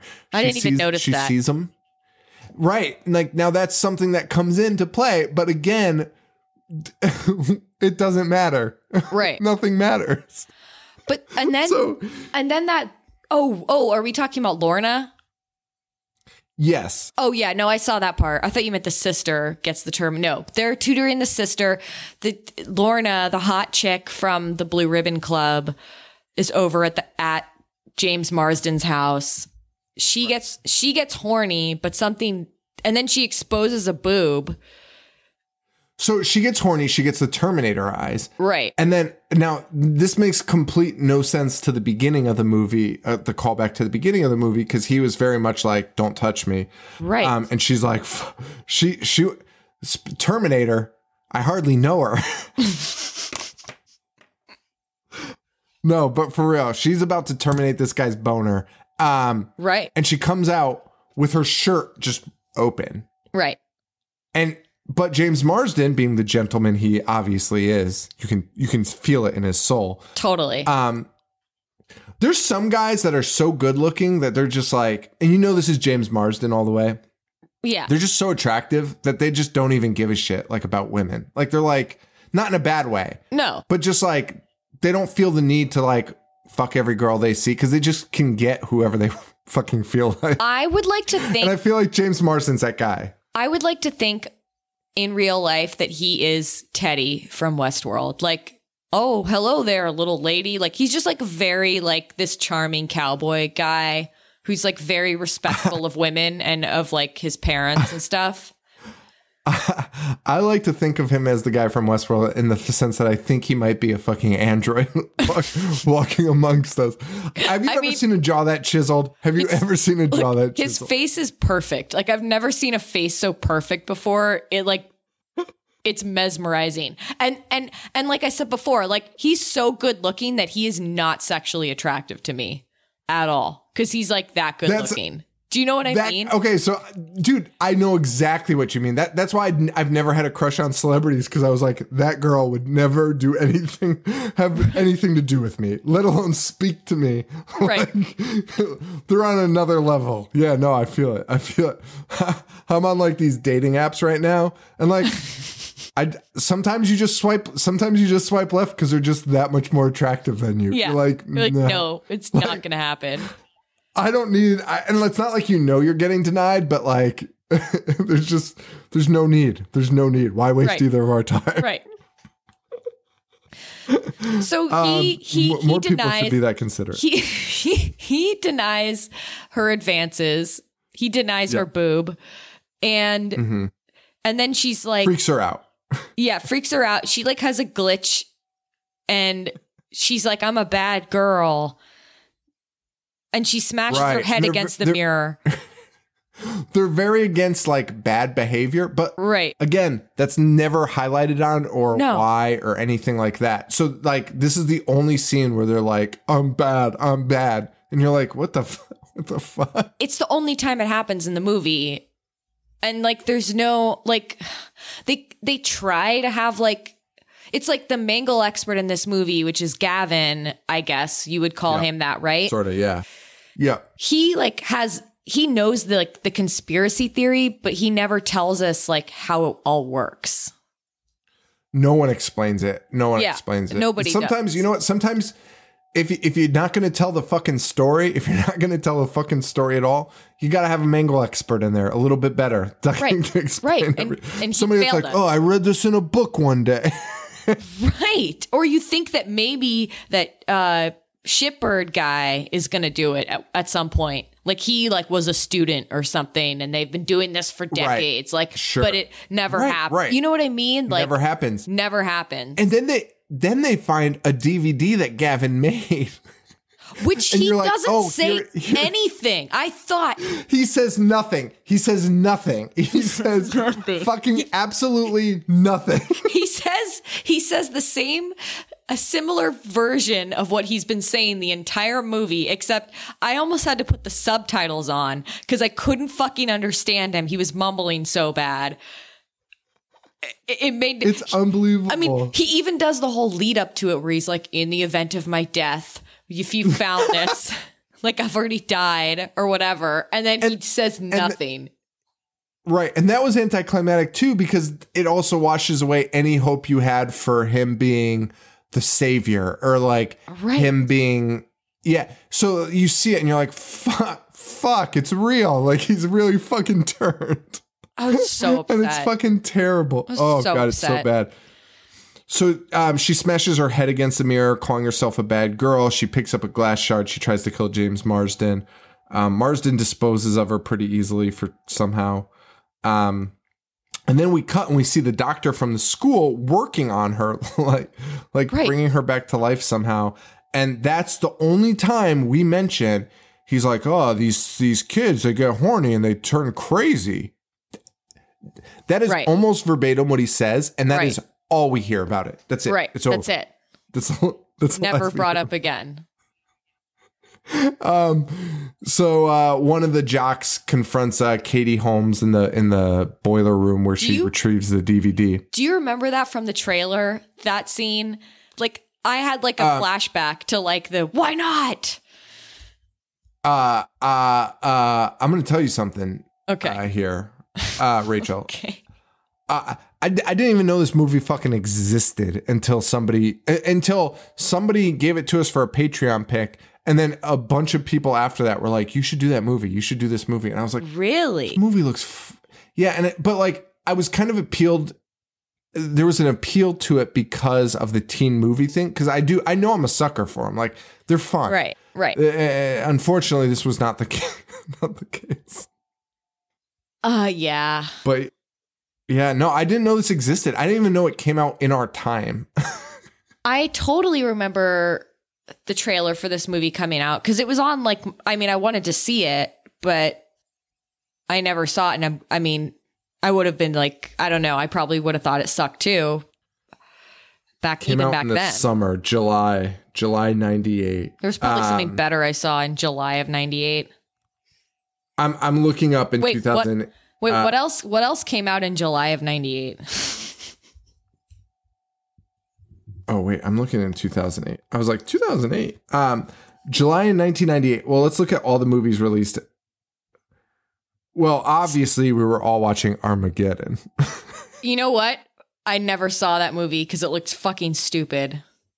Wait a minute. What? Armageddon did come out in July. No, that's so funny. You know what movie I did see in July of 98 that I fucking loved? And this is going to erase all my credibility with your listeners is Ever After with Drew Barrymore. Hang on. I can't hear you at all. Oh, you know what else came out? Is Can't Hardly Wait. And that is the superior Ethan Embry movie. Okay, let's take a look at the movies that came out in July 98. Wait. This will alarm you. Wait, Wild Things. One of the best like whodunit noir movies ever made. Don't fucking at me. You know I'm... Dude, it is so good. It is so over the top and ridiculous and good. And like Kevin Bacon's in it and he's great. You have to see Wild Things. You have to watch it tonight, dude. Sean. I would honestly, I'm looking at these movies that came out, and I would be shocked I'm shocked that this movie even went to theaters. Because you had Armageddon, you had Lethal Weapon 4, which I fucking saw in theaters. Something About Mary. Something About Mary, Madeline, which I saw in theaters. Wait, no, Madeline I didn't. I was thinking of What's the one with the girl that has like telekinetic powers? Fuck. People are gonna fucking at the shit out of me. It's a Roald Dahl book, I think. Oh, Matilda. That came out in 1995. Matilda. 96. Yeah. It was like 96, 95. Okay. Small Soldiers, I saw. You saw that one? I remember that, but I didn't see it. There's fucking Mulan. So many good movies out. There's so many good movies out. It's unbelievable. The Truman Show, The Parent Trap, all of these came out in July. How were there this many movies that came out in July of 1988? Oh my God, Simon Birch came out. Simon Birch came out in September. Do you remember that trailer? I was like, who the fuck would watch this? As a kid, I was like, I was so confused about the audience of that movie. I never saw it, but I vividly remember the trailers being like, this is not for me. This is not for anybody. This, like, even as a kid, I was like, this looks so fucking depressing and like. Dude, Rush Hour was in September. Wow. Urban Legend was in September. Half Baked. Halloween H2O came out around this time too. Halloween H2O was August. Wow. So like obviously no one was watching this fucking movie. No. But it made its money back. I guess it made its money back. That's unreal. Wow. That is unreal because Dirty Work came out in June. I guess it should have probably had way more people. I guess it's because we didn't have really like the internet was really bad then. So that's why people were seeing more movies in the theaters. You're right. Obviously, we didn't have we didn't have Twitter, we didn't have social media to be like, this movie sucks. Absolutely. Fucking Simon Bird. Dude, that fucking movie. I remember people were like, kids like our age were making fun of that movie. I know. And not making fun of the kid, because I think the kid has like, it's like a special needs type of movie. But like they were just like, what the fuck is Simon Birch about? Like, I feel like SNL made fun of it. It was unbelievable. It was such a weird concept. It just looks fucking Simon Birch.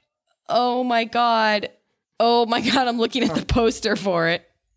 Is that Oliver fucking Platt? Is that Oliver fucking Platt? Oliver Platt's prime was like late 90s. Yeah. Dude, he thrived. You know what's an underrated Oliver Platt movie? What? I need to know this. It also came out in 1998. I think that was his Three to Tango, starring Nev Campbell, Matthew Perry, and Oliver Platt. Oh, yeah, that did. I saw that on the list. That movie is like one of my favorite rom-coms, and I hate rom-coms. I fucking hate romantic comedies, and that movie slaps. Okay? It's a good movie. It's probably super dated, and like as somebody who is in the LGBT community, like I'm sure like rewatching it now, like I might be a little like, oh, this has some kind of dated things in it. Right. But I definitely have like, that is a movie. If that came on like on a day I was sick, I would watch the fuck out of that movie. Yeah, 99 it came out. Okay, it's good. You should watch it. It's so stupid. But it has Oliver Platt. Well, back into this fucking piece of shit movie. It's so much more fun to talk about other movies. So Katie Holmes is in the boiler room, and that same jock that got Terminator eyes about her ass finds her down there and starts to rape Katie Holmes. Like sexually assaults her for sure. Yeah. Right?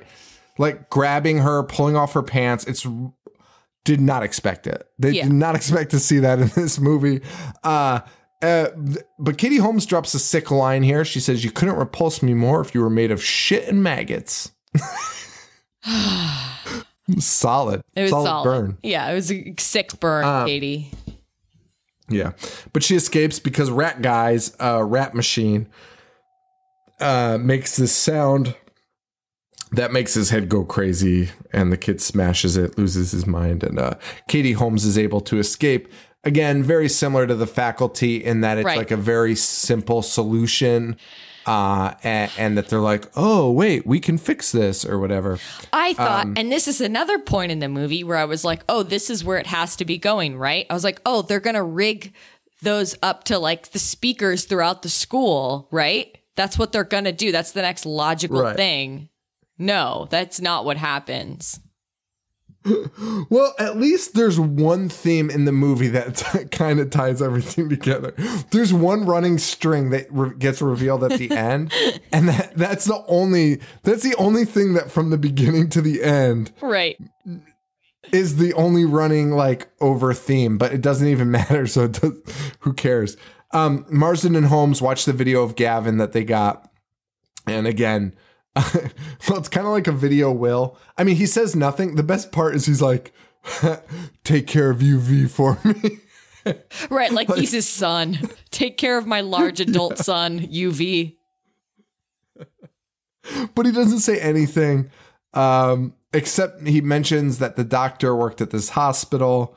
So fucking Goofus and Gallant, fucking Katie Holmes and James Marsden go off to this other city to find the psych ward that he used to work in. And they just walk in. They get there. They just walk in. They just walk in and, you know. Sean. You see, Sean. Yeah. This is not a psych ward. This is a haunted attraction themed as a psych ward. This place pissed me off so much. This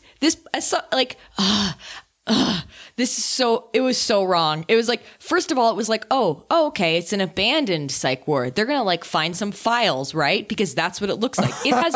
That's right. They do say it's abandoned. They say it's closed down. It is not closed down. There's a security guard there. And a nurse. And like, but they're just sort of letting everyone roam free. Like this is not an accurate representation of like what, maybe in like 1903, this is what psych wards looked like, but like not in 1998. Not even in 1903 had the most abysmal psych wards in the history of the world. This is like and other still level. Somehow, this is worse. It's somehow worse. It is a bad haunted attraction at Universal Studios. That's what this is. Yeah, my notes are the same thing. My note is, it's clearly filmed by someone who has never seen or did any type of research into what a psych ward is. It was honestly I'm not offended by a lot, but I was offended by this. Like, it was honestly offensive. Like because it's fucking stupid. It's like, so it doesn't stupid. take a lot.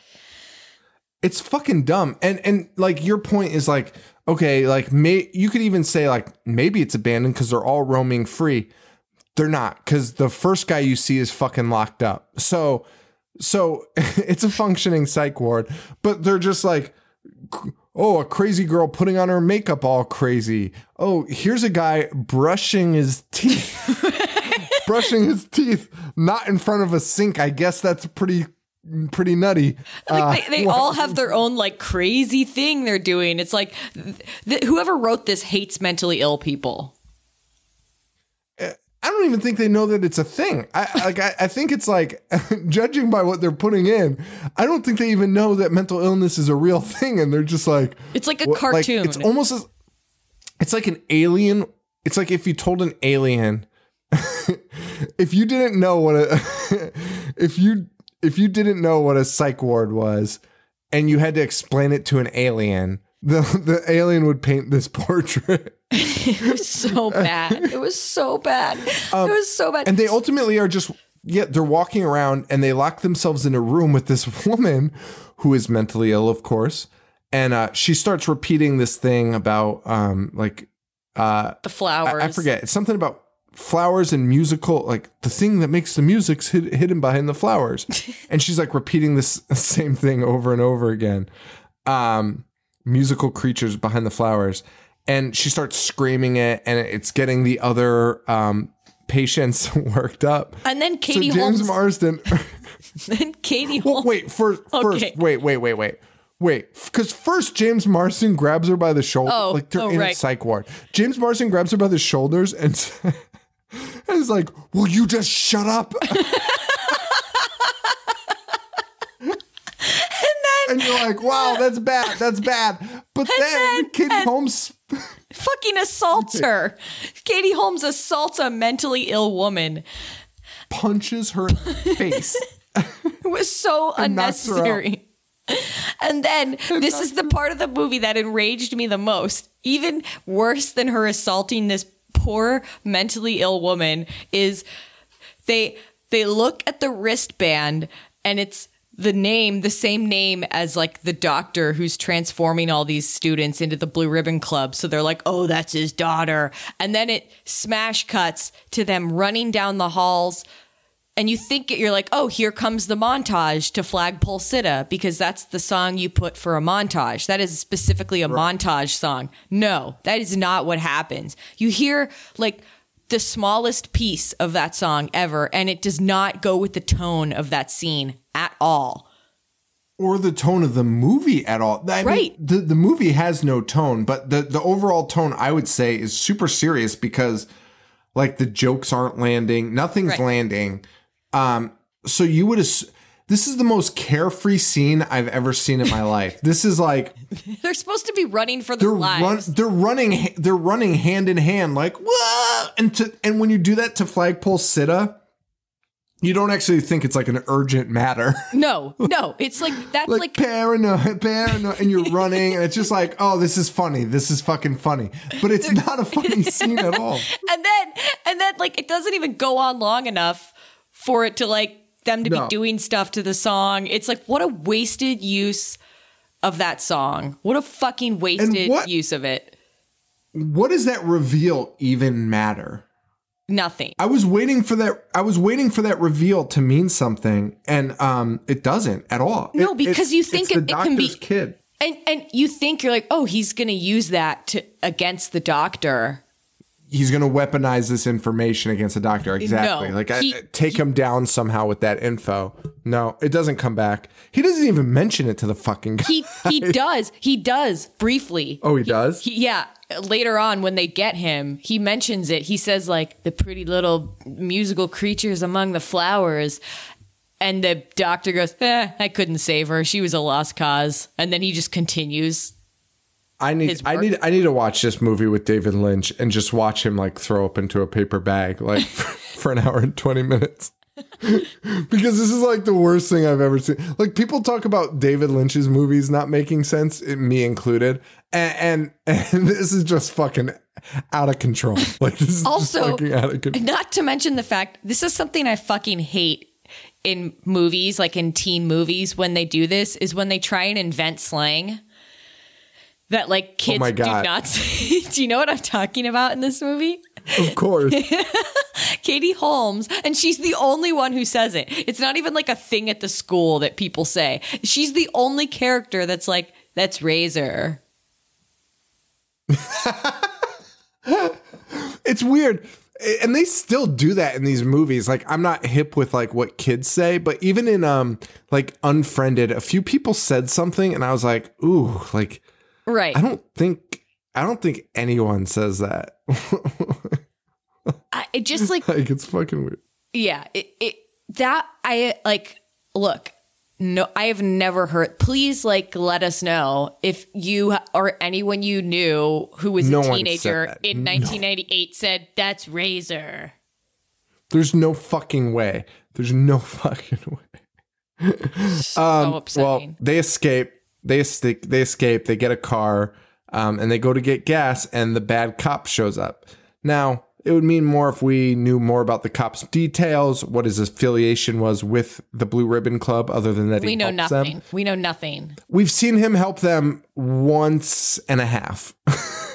We don't even know what's in it for him. I didn't even know if parents were part of it or not. Like, they had the parent meeting, so I assumed they kind of were, but like you don't really know.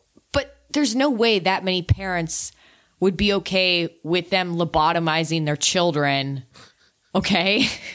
Like maybe two sets of parents who are fucking insane. Well, what is it that they even do to them? They put like a piece of ember in their eye. They put like a burning hot chip through their eye while they like Clockwork Orange them. And what does it do? Oh my God, the Clockwork Orange. Okay, so they get stopped by a cop. The cop arrests them. But again, the janitor is always there at the right time. Right. And he saves them and helps them escape. They get to the Marsden house where his parents have been, they got by the Blue Ribboners. And when he tries to escape, when Marsden and Katie Holmes try to escape, the Blue Ribboners are all outside waiting for him. They beat the shit out of him. And they attach him to a gurney. And they bring him to the lab where we see Katie Holmes has already been strapped into some device. And then they do the same to James Marsden. Now, this is a ripoff of A Clockwork Orange 100%. Blatantly. Right? Just like... The eyes are propped open. And he's being forced to watch film. Now, Clockwork Orange has this amazing sequence of just like the most horrifying shit you've ever seen in your life. Just being flashed before your eyes, right? Like Holocaust, war, all these terrible things. For some reason, for these guys, they're flashing like a little girl walking around. And it's like bad stock footage. And it's like the same 5 images that just repeat. That mean nothing. And also the words go, oh, fuck. I forget what it said. It was like, be good, go blue. Yeah, it's like the be all you can be army commercial, but not. It's just like, it was so bizarre. It was so fucking bizarre. It was like, yeah, it was really weird. And then James Marsden, who has stolen a scalpel, which would do nothing, manages to not only escape, but like dismantle his entire chair.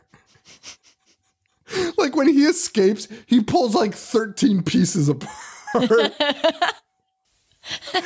the nick of time. In the nick of time. And he stabs one of the doctors with the scalpel. Yep. And then he clocks that other doctor over the head with like a metal pipe. I don't know where he found that.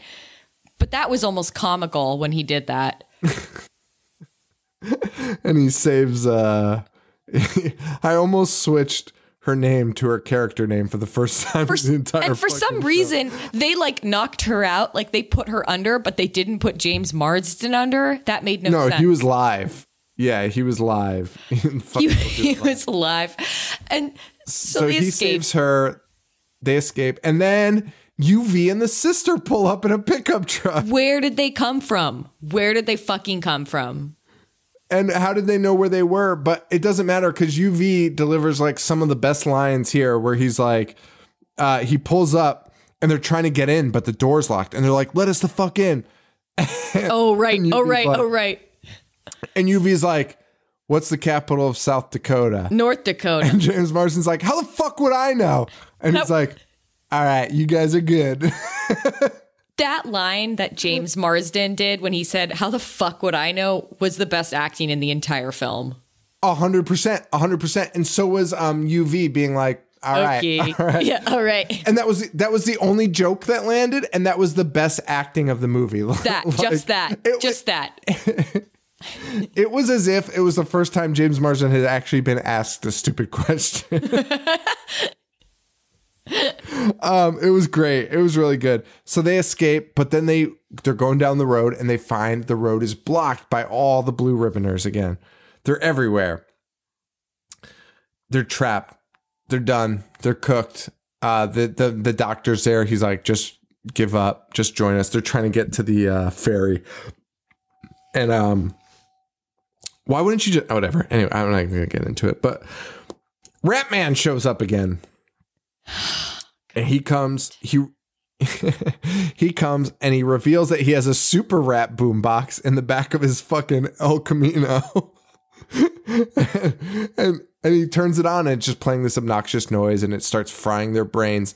Now, I don't know if you wrote this down also, but he calls James Marsden something that I don't, but I remember what he calls him. I forget what it is. He calls him twice. He calls him it twice. Food boy? No, lunch boy.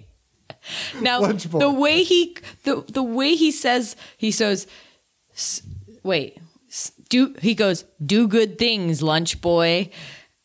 He says lunch boy twice in just this one scene, Fact. but the way he says it to him is as if that's what he's been calling him the entire movie. This is the first time we've heard him. This is the first time we've fucking heard it. And it's so out of place. And like, he didn't particularly have a relationship with James Marsden's character. Not at all. He had a relationship with Gavin. Like, maybe he could, like, that would have made sense if he had always called Gavin lunch boy. But like, suddenly he's like, do good things, lunch boy. It's my favorite. The ending was so fucking ridiculous. I've never seen anything quite like it. Oh, so it was insane. He's like, he turns on the music and he's like, come and get it, you blue bastards. And he starts driving and all the blue people, all the blue ribboners follow him. So it's, it's the Pied Piper, right? The rat man, the guy that kills rats is truly the Pied Piper, and he's leading them. And he talks to Marsden and does that speech. And he's bleeding from like a bullet wound or something. Yeah. Also, Marsden is now riding a dirt bike around like he's a fucking supercross Where did he champion. get the fucking dirt bike? Where did this dirt bike come from? I swear to God, this is the first time we've seen it, and he's like an expert at it. Like, an expert. Oh, it's insane how good he is, and the final scene is unbelievable. So the blue ribboners start attacking the El Camino, and they're grabbing at him. And he's made it clear that he's going to kill him. He's basically told Marsden he's sacrificing himself. And this episode's almost 2 hours. And they're attacking the truck. And so I thought he was going to fucking blow it up. I thought he was going to explode it because it's the only thing that makes sense to blow up all these kids. Don't forget the wall quote. Oh, it's coming. Okay. And it cuts to Ratman in the front seat, and he goes, "Hey, teacher." But the way he delivers it is unbelievable. He goes, hey, hey, teacher. And he pauses. Leave them kids alone. and then he drives off the goddamn dam, off the cliff. I watched this scene over 3 times because it was I couldn't believe my fucking eyes of what I was seeing, that this is how they choose to. I'm like, wait a minute, those are all still kids. How many kids would also have survived that? Like, so many would have just been like mangled and fucked up. It makes no sense.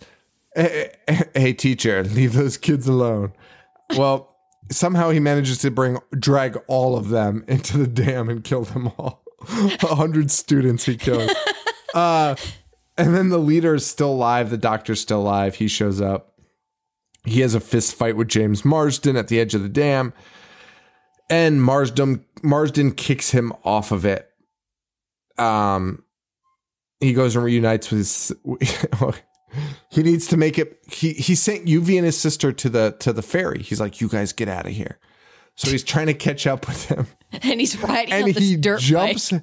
He jumps his dirt bike off the fucking like elevated dock and lands on the fucking ferry. This was like a fucking Jean-Claude Van Damme move. Like, all of a sudden, 100%. It's like it was so a pure action sequence. Like, it was unbelievable. And like a guy who's working on the ferry sees it happen and he just shrugs. He's like, oh. He's not like, what is going on? It's fucking ridiculous. It's fucking insane. And then him and Holmes have this moment at the end, and it makes no sense whatsoever because it's like, so, okay, first of all, this ferry goes between 2 towns. And they're like, where do we go now? It's like, I don't know. Oh, he's like, home. And she's like, where's home? Like, guys, you guys are still 16, and I'm pretty sure your parents are still fine. Well, so that's what I was wondering. You should probably go fucking home. Did, like, everyone die in this movie? Like, that, they're not even like, holy shit, I can't believe, like, half of our class is dead.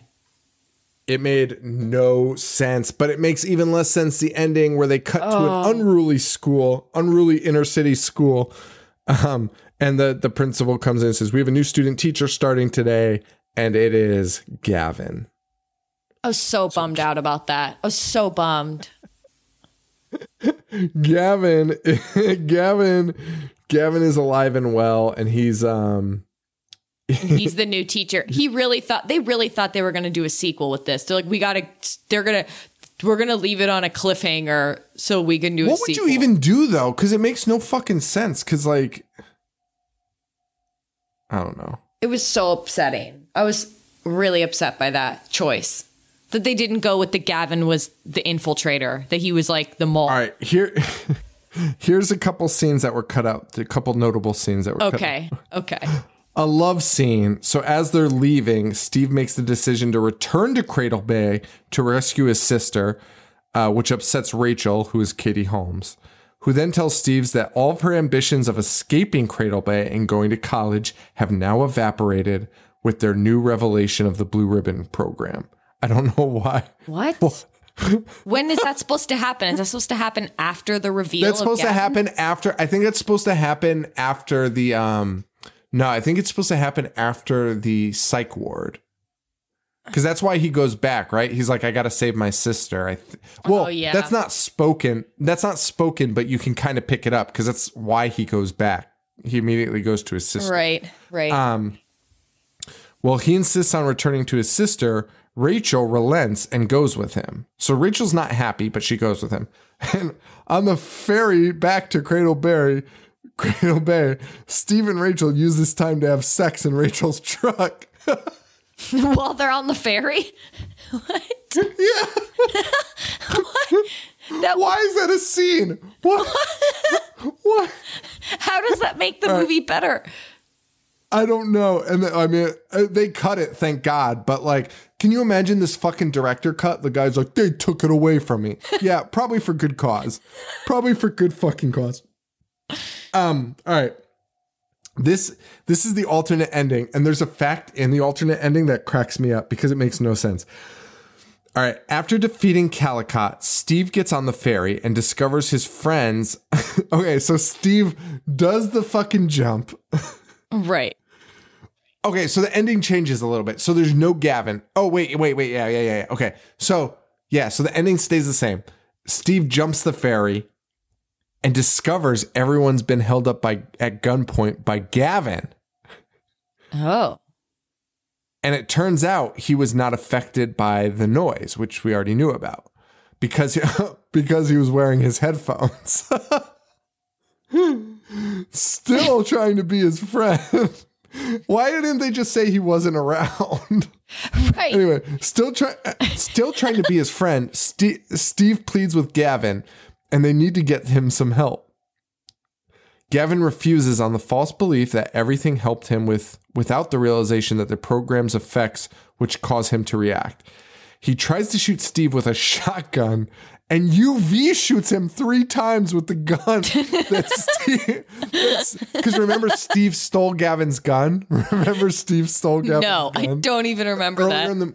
When Gavin and him leave the school after watching the PTA, Gavin pulls out a gun and is like, I don't even know what he's going to do with it. And Steve like, takes it away from him. Yeah, Steve's like, what the fuck? Yeah, well, I guess somehow UV has that gun now and shoots his friend Gavin 3 times. As he lays dying, and UV shoots him with 3 times the gun that Steve took away from him. As he lays dying on the ground, Gavin escapes out. Oh, Gavin gets out of the hypnosis to chastise a heartbroken UV for not being able to kill him in fewer than 3 shots. That wasn't even their relationship. Their relationship wasn't even like ball busting. No, they had like a very... You couldn't kill me in 3 shots. You fucking pussy. That's such like a John Wayne ending. His dying words are sarcastic remarks that his death will prevent him. This is the part that I laughed at because this is not in the movie, so I don't understand it. His dying remarks are a sarcastic remark that his death will prevent him from meeting his pre-transformation idol, Trent Reznor. Wait, what? So he's like being sarcastic, and he's like, guess I won't be able to meet Trent Reznor anymore. And this is like somehow a callback to before he was transformed into a blue ribbon. Despite having survived the events that preceded them, the group is reminded that they still lost a friend in the process, and everyone starts to cry.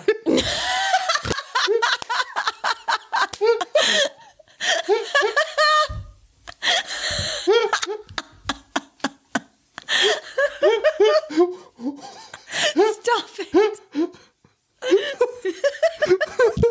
That's the first time I read it. I knew that there was an alternate ending, but I didn't think it was that fucking funny. Oh my God. And then what? And then the credits? That's the credits, yeah. Could you imagine? Actually, you know what? That would have made the movie 100 times better. That's so unbelievable. If they ended on everyone crying and suddenly this was like a sad movie. Oh my God. Oh my God. That's fucking incredible. I mean, if anything, it makes the most sense because, I mean, besides all the jokes that are in it, because like the jokes never landed, but that like morbid, shitty ending makes perfect sense with the rest of this fucking movie. That was just so bland and boring. Oh my God, that ending is so fucking funny. I love that this director's like, fucking shitty MGM fucking up my vision. I love that it even says, and they all cry.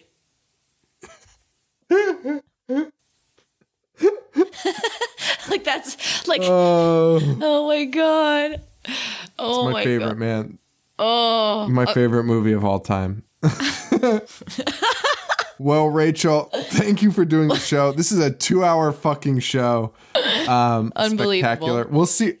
I'll see what makes the final cut. I don't know. I might do something funny with it. Yeah. But we were here for 2 hours. So Yep. everyone, this is the Rachel Spectacular. Yeah. Thank you guys. Thanks for having me. I really appreciate it for, I know everyone missed Joe. I get it. And, I'm happy to have him back too, because now I can listen to the show again. That's it. That's right. Right. So I appreciate it though. No one could have done it as good as you. That's for sure. Like for real. Like that's really sweet. Thank you. That's a fact. I've never. I mean, besides Paul guest hosted, and even that was a little more difficult because it's just a different dynamic. You need. I don't know. You just need somebody that can talk. And you definitely can. Well, it's even more than that though, because yeah, I mean, Paul's talked on episodes and is fine, but yeah, it's hard to find an actual co-host. Like I could do this with you. Like anytime Joe cancels, I'm just gonna call you instead. Let's do it. And be like, let's do it. Hey, let's just do disturbing behavior again. I'm so glad I'll never have to watch this movie ever again in the rest of my life. Never again. Never again. All right. So you can find us at IHateHorror.com, Facebook.com/IHateHorror. And I'm on Instagram at IHateHorror. And you can find Joe at Boognish1985. He's got that music podcast he's ditching me for, and it's fine. But anyway, where can we find you, Rachel? Well, I have a podcast called Hollywood Crime Scene. It is a true crime podcast, but it is comedy. So if you don't want to hear, if you go in expecting a serious true crime podcast, you won't get it. It is very research heavy, so you will get that. You'll get to learn a lot, but don't expect like fucking NPR. Just FYI. And you can find us at Hollywood Crime Scene on Instagram. You can find us on Facebook. Join our group, Hollywood Crime Scene Friends, or you can follow my personal Facebook account, The Rachel Fisher. And follow me on Instagram at Childlike Empress. And I think almost everyone that's listened to the show and tried you guys out has been like, I love it. We knew our fans were listening to you before you did the show, because all of a sudden all of my fans were posting about your show, which was cool. Yeah, it's been really nice. People have reached out to me that are fans of your show, and everyone's been very sweet and supportive, and I really appreciate it. I really like reading the messages that have been sent. For what you guys do to true crime is like, and we've talked about this before, what you guys do with true crime is exactly what we did with horror movies. Like, you're going to find some cool facts, but for the most part, we're just a couple dickheads making jokes.